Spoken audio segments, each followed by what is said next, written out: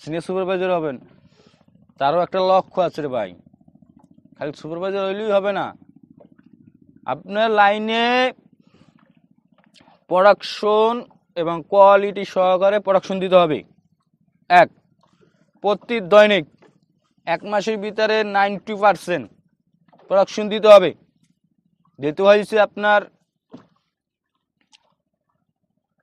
লাইনের ভিতরে operator control রাখতে হবে, যেন আপনার নেতৃত্বে 60 থেকে 70 জন মানুষ আপনার নেতৃত্বে চলার মতন ক্যাপাসিটি আপনার কাছে থাকে। এখন আপনি লাইনে থাকেন, আপনার অপারেটরও আছে, সবই আছে, কিন্তু আপনার অপারেটরের দাম দেয় না, অপারেটর মূল্যমান করে না। এগুলো করা যাবে না ভাই। অপারেটর থেকে মস্কারি, তারপর আপনার দুষ্টমি, এগুলো ছাড়তে হবে আগে। আপনি নিজে একটু কঠিন হন, অপারেটরের সাথে মস্কারি করলে অপারেটরও আপনার সাথে মস্কারি করবে, এগুলো করা যাবে না ভাই। তারপর আপনি ফায়ার স্যাম্পল বানান। হ্যাঁ, ইস্যুবারে বলেন যে একটা স্যাম্পল আমার জন্য রাখো, আনিয়ে রাখো, তখন ইস্যুবাই স্যাম্পলটা আমরা আনিয়ে দেবে। আপনি কাজের ফায়ে আপনি স্যাম্পলটা বানানো শেখেন। শিখলে শেখার শেষ নাই, আপনি শেখেন।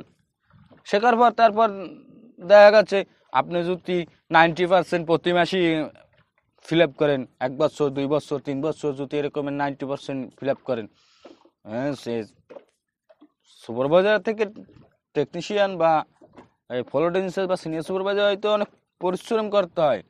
যেমন আয়রনম্যান থেকে অপারেটর হইতে তেমনটা পরিশ্রম করতে হয় না, আবার সুপারভাইজার মানে অপারেটর থেকে সুপারভাইজার হইতে তেমনও পরিশ্রম করতে হয় না, কিন্তু সুপারভাইজার থেকে সিনিয়র সুপারভাইজার হইতে অনেক পরিশ্রম করতে হয়। মানে এগুলো সবগুলো মিলাইয়া এই এক জায়গায় পরিশ্রম করতে হয় যে সুপারভাইজার থেকে সিনিয়র সুপারভাইজার হওয়া। কারণ 2-3 বছর 4-5 বছর আপনার 90% প্রোডাকশন দেওয়া হইতে হবে, এটা কঠোর পরিশ্রম করতে হবে। তারপর আপনি একজন সিনিয়র সুপারভাইজার হইতে পারবেন, বা টেকনিশিয়ান বা ম্যানেজার বা যে কোনো পোস্টে, ভালো পোস্টে যাইতে পারবেন। যদি ভিডিওটা ভালো লাগে একটি লাইক করবেন। লাইক করলে কি হয়, ভিডিও করার মোটিভেশন বাড়ে। আর একটি কমেন্ট করবেন যে ভিডিওটা কিভাবে হয়েছে, আপনাদের কি ধরনের ভিডিও লাগবে আমি কমেন্টে জানাই দেবেন, আমি এই ধরনের টপিকের ভিডিও বানাবো।